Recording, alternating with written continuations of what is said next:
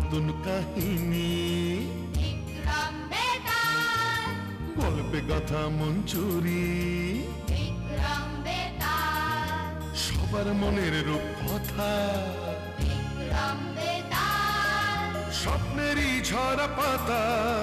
বিক্রম বেতাল।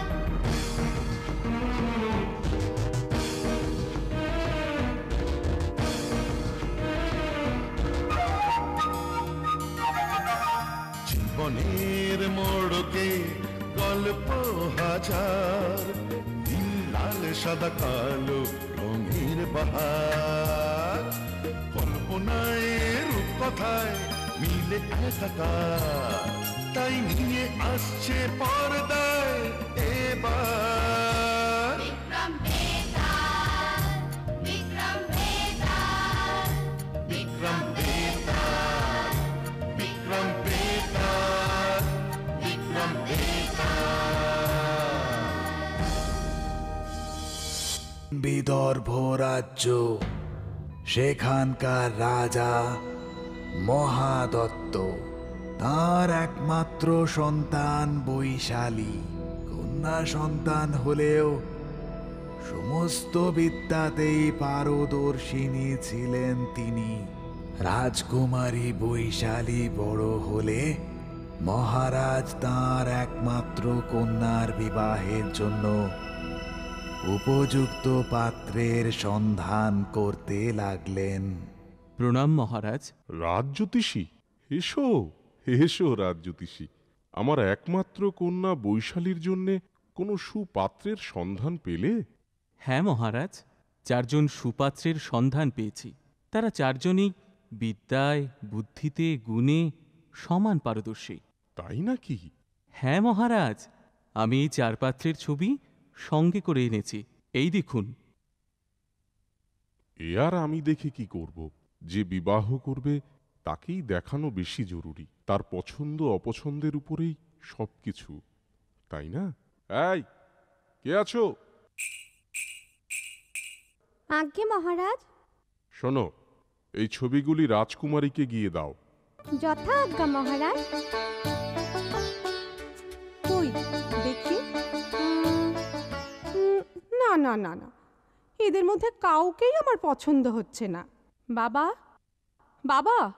কি রে মা, 4 পাত্রের মধ্যে কাউকে পছন্দ হলো তোর? এরা 4 জনই বিদ্যায়, বুদ্ধিতে, গুণে সমান পারদর্শী। হ্যাঁ বাবা, এ সত্য।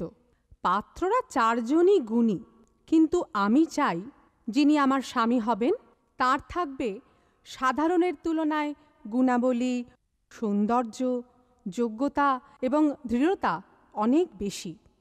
এই চিত্রগুলির মধ্যে আমি এই সমস্ত গুণাবলীর অভাব দেখছি বাবা। এই চিত্রগুলিতে স্বাভাবিকের তুলনায় কৃত্রিমতার প্রকাশই ঘটেছে বেশি।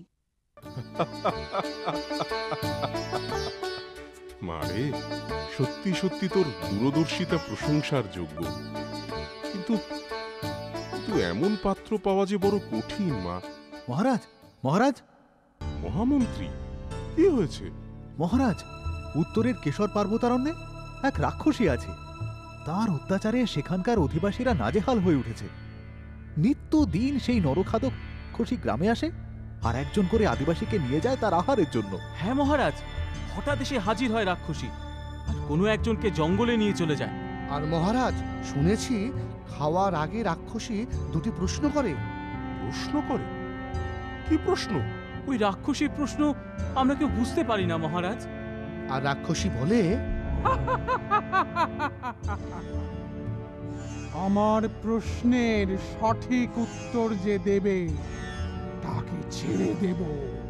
তোমরা চিন্তা করো না, আমি এখনই এর একটা ব্যবস্থা করছি।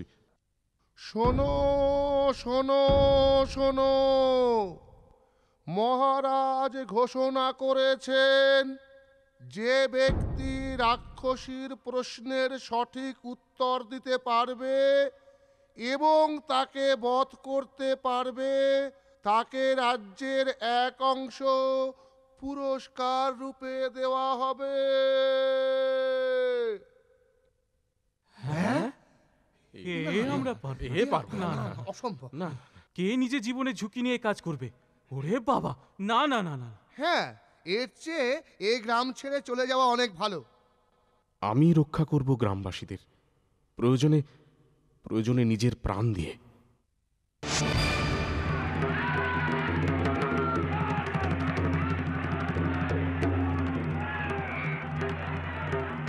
কি যে করি, রাক্ষসীর অত্যাচার থেকে যে গ্রামবাসীদের কিছুতেই রক্ষা করতে পারছি না। তুমি কিছু চিন্তা করো না বাবা। মহারাজ, একজন আপনার সঙ্গে দেখা করতে এসেছেন। আমার সঙ্গে? ঠিক আছে, ডেকে পাঠাও তাকে।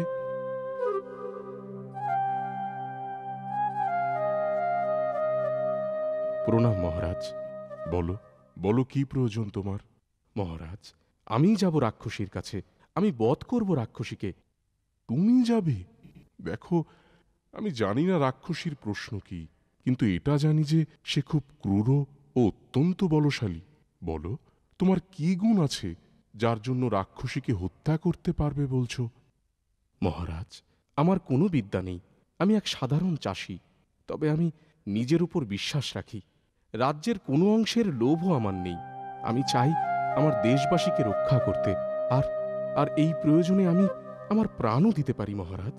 কিন্তু কিন্তু এত চেষ্টা করে আমার সমস্ত শক্তি দিয়েও যা পারলাম না, তা মহারাজ, আমি মনে করি উদ্দেশ্য পূরণে বিদ্যা ও বীরত্বের তুলনায় আবশ্যক দৃঢ়তা এবং কার্যসিদ্ধির প্রতি একাগ্রতা। ঠিক আছে, তবে যাও, তুমিও একবার চেষ্টা করে দেখো। ধন্যবাদ মহারাজ। সমস্যা একটাই, রাক্ষসীর প্রশ্নের সঠিক উত্তর দেওয়া। কিন্তু কিন্তু আমি এক অজ্ঞ চাষী, আমার পক্ষে কি সম্ভব রাক্ষসীর প্রশ্নের সঠিক উত্তর দেওয়া? তবে তবে একটা উপায় আছে, চন্দ্রস্বামী। হ্যাঁ, ওকে গিয়ে একবার বলি। ওরে বাবা, খেপলে নাকি? না না না না না, আমি পারবো না। আরে আমার কি প্রাণের ভয় নেই? আমি পারবো না। শোনো না, আমি যখন রাক্ষসীর সামনে যাব, তখন তুমি একটা গাছের আড়ালে লুকিয়ে থেকো। রাক্ষসী প্রশ্ন করলে তুমি ইশারায় বলে দিয়ে উত্তরটা, তাহলেই হবে। ঠিক আছে, কিন্তু রাক্ষসী যদি আমার দেখে ফেলে তখন? তুমি চিন্তা করো না, রাক্ষসীর কাছে তো আহার হয়ে আমি যাব। তোমাকে দেখে ফেললে আমি আমি কথা দিচ্ছি, আমার প্রাণের বিনিময়ে তোমায় বাঁচিয়ে দেব। আচ্ছা, তবে চলো। তারপর শিবচন্দ্র চন্দ্রস্বামী জঙ্গলে রাক্ষসীর উদ্দেশ্যে রওনা দিল। বাবা, চারিদিকে কি ঘন জঙ্গল! রাক্ষসী দূরে থাক, মাঝপথে না কোনো জন্তুর পেটে যায়।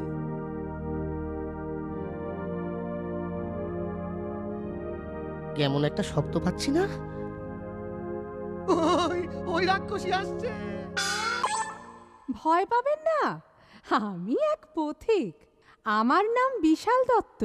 নিজ রাজ্যে ফিরছি। জঙ্গলের ওই প্রান্তেই আমার দেশ। এই পথ ব্যবহারের ফলে দ্রুত ফিরতে পারি, তাই এই জঙ্গলের ভিতর দিয়ে চলেছি। কিন্তু আপনারা এখানে কেন? বন্ধু, আমি এখানে বসলাম, তুমি যাও ওই রাক্ষসীর কাছে। আমি আর যাব না। কিন্তু তোমাকে এখানে একা ফেলে আমি যাই কি করে? ঠিক আছে বন্ধু, তুমি যাও, আমি ওর সাথে রইলাম। চন্দ্রস্বামী আমার বন্ধু, বিখ্যাত পণ্ডিত ব্যক্তি। রাক্ষসীর প্রশ্নের উত্তরদানে আমাকে সাহায্য করার জন্যই আমার সাথে এসেছে। আচ্ছা, তোমরা এখানে অপেক্ষা করো, আমি জঙ্গলের ভেতরে যাই।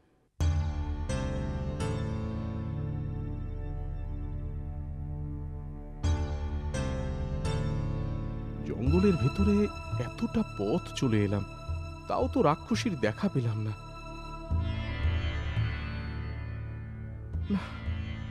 আর কিছুটা এগিয়ে দেখি, তারপর না হয়।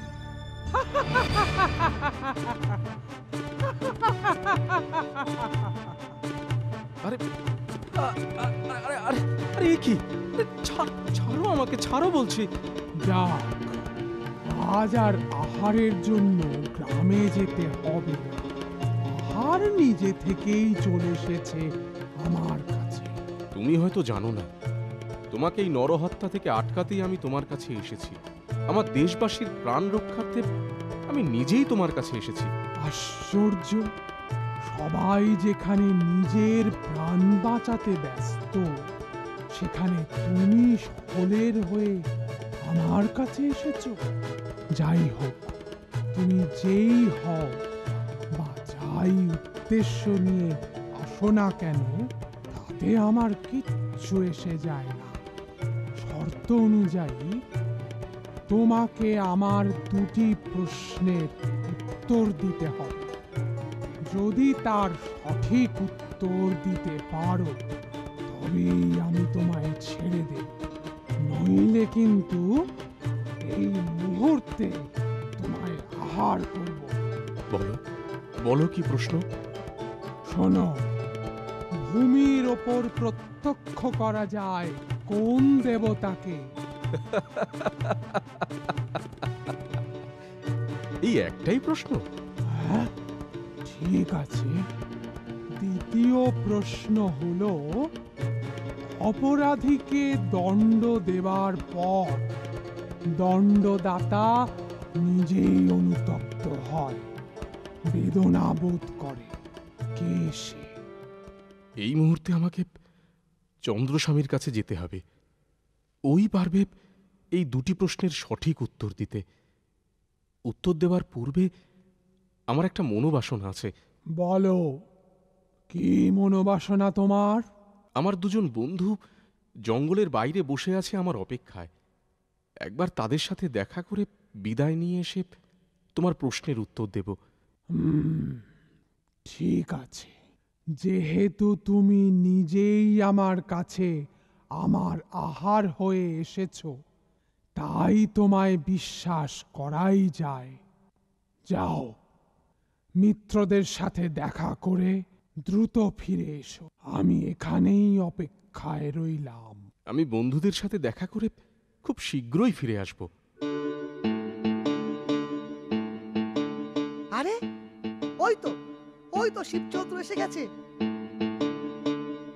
শোনো, শোনো বন্ধুরা, রাক্ষসী আমাকে দুটো প্রশ্ন করেছে। শিগগিরই সঠিক জবাব দাও। আমায় এক্ষুনি গিয়ে উত্তরটা দিতে হবে। কিন্তু প্রশ্ন দুটো কি? প্রথম প্রশ্ন, ভূমির ওপর প্রত্যক্ষ করা যায় কোন দেবতাকে? এ তো খুব সহজ। ভূমির ওপর প্রত্যক্ষ করা যায় জন্মদাত্রী মাকে। তাই তো, ঠিক কথা। আচ্ছা শোনো দ্বিতীয় প্রশ্ন। অপরাধীকে দণ্ড দেবার পর দণ্ডদাতা নিজেই অনুতপ্ত হয়, বেদনা বোধ করে। কে সে? দ্বিতীয় প্রশ্নটি, অপরাধীকে দণ্ড দেবার পর দণ্ডদাতা অনুতপ্ত হয়। হ্যাঁ, রাজাও হতে পারে, আবার না, এর উত্তরও মা। সন্তানের মঙ্গলের জন্য মাই তাকে শাস্তি দেয়। সন্তান অন্যায় বা অপরাধ করেছে দেখে মাই তাকে দণ্ড দেয়। কম বেশি আবার সেই দণ্ডদানের জন্য অসহায়ভাবে নিজেই অনুতাপ করে, কষ্ট পায়। যথার্থ উত্তর, একদম ঠিক। আমি চলি, আর দেরি করা ঠিক হবে না। বন্ধু, আমরা এখানে অপেক্ষায় রইলাম। তোমরা কিচ্ছু চিন্তা করো না, আমি শীঘ্রই ফিরে আসব।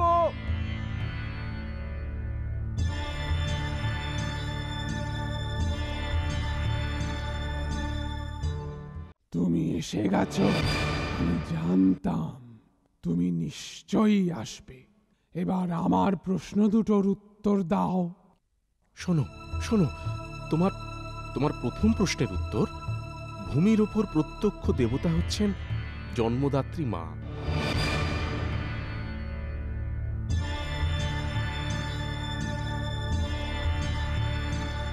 আর দ্বিতীয় প্রশ্নের উত্তর, অপরাধীকে দণ্ড দেবার পর দণ্ডদাতা অনুতপ্ত হয়। এর উত্তরও মা। কারণ মাই সন্তান অপরাধ করেছে দেখে তাকে দণ্ড দেয়, আবার সেই দণ্ডদানের জন্য নিজেই অনুতাপ করে। ঠিক উত্তর দিয়েছো তুমি, একদম ঠিক উত্তর।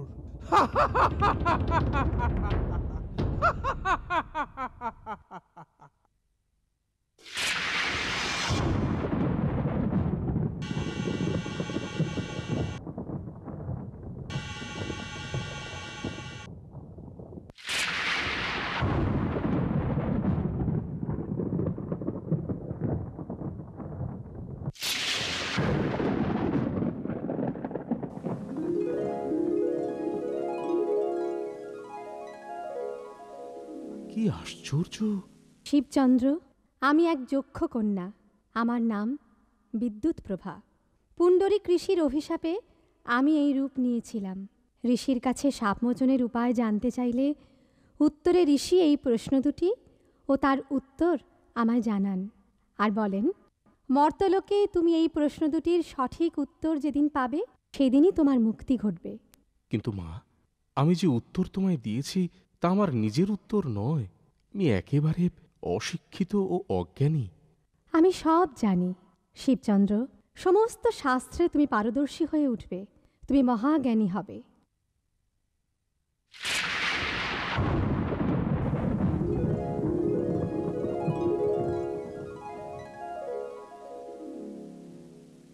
শিবচন্দ্র, শিবচন্দ্র ফিরে এসেছো তুমি? হ্যাঁ বন্ধুরা, রাক্ষসী আসলে শাপভ্রষ্টা যক্ষ কন্যা। তিনি আমাকে আশীর্বাদ করে বলেছেন, থাক, যক্ষকন্যার বরপ্রাপ্ত হয়ে তুমি এখন মহান, যথেষ্ট হয়েছে। আমি চলি এখন। হ্যাঁ, ও অত্যন্ত স্বার্থপর, ঈর্ষাপরায়ণ। তুমি দুঃখ পেও না।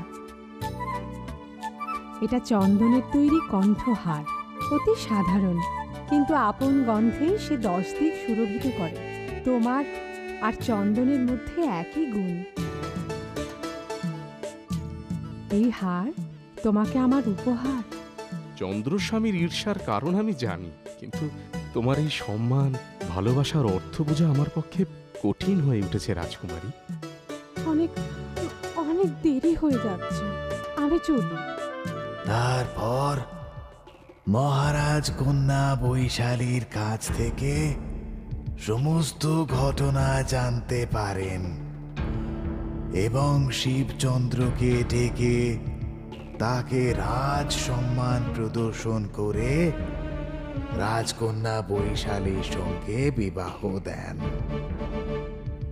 মহারাজ বৈশালী বিখ্যাত রাজকুমারদের অস্বীকার করে দেয়, কিন্তু যেই মাত্র শিবচন্দ্র যক্ষ কন্যার দ্বারা বর প্রাপ্ত হল, সঙ্গে সঙ্গে তাকে বিবাহ করে নেয়। এ তার স্বার্থপরতা ছাড়া আর কি হতে পারে? নিজের ত্রুটি ঢাকার জন্য সে চন্দ্রস্বামীকে স্বার্থপর, ঈর্ষাপরায়ণ বলে। ওদিকে বৈশালীর এই স্বার্থপরতা সম্বন্ধে শিবচন্দ্র বর প্রাপ্ত জ্ঞানে জেনেছে নিশ্চয়। এও কি কেবল সেই স্বার্থপরতা থেকে আসেনি? তুমি কি বলো মহারাজ? বেতাল, তোমার সন্দেহের উত্তরে বলি, বৈশালীর কথায় এই ধারণাই জন্মায় যে সে বাহ্য সৌন্দর্যের তুলনায় অন্তরের মহত্বের মূল্যই অধিক দেয়। শিবচন্দ্র তার সাধারণ দেশবাসীদের রক্ষার জন্য নিজের প্রাণের মায়া না করে রাক্ষসীর বিরুদ্ধে আসায় রাক্ষসী রূপে যক্ষকন্যার আশীর্বাদ পায় ও বরপ্রাপ্ত হয়ে ওঠে। এরকম একজন সৎ মানুষকে যে কোনো নারী তার স্বামী রূপে চাইবে। শিবচন্দ্র বৈশালীর গুণাবলী সম্বন্ধে জ্ঞাত হয়েই তাকে বিবাহ করেছে। একে স্বার্থপরতা বলা তোমারই অজ্ঞানতার প্রকাশ মাত্র।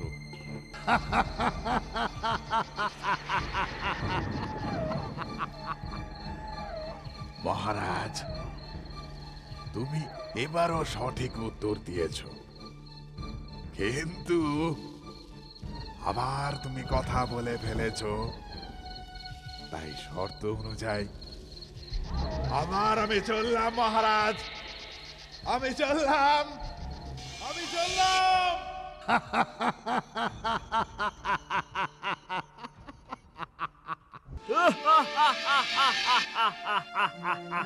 বেতাল, বেতাল যেও না, দাঁড়াও, দাঁড়াও, আমি আসছি। বেতাল যেও না, আমি আসছি। বেতাল।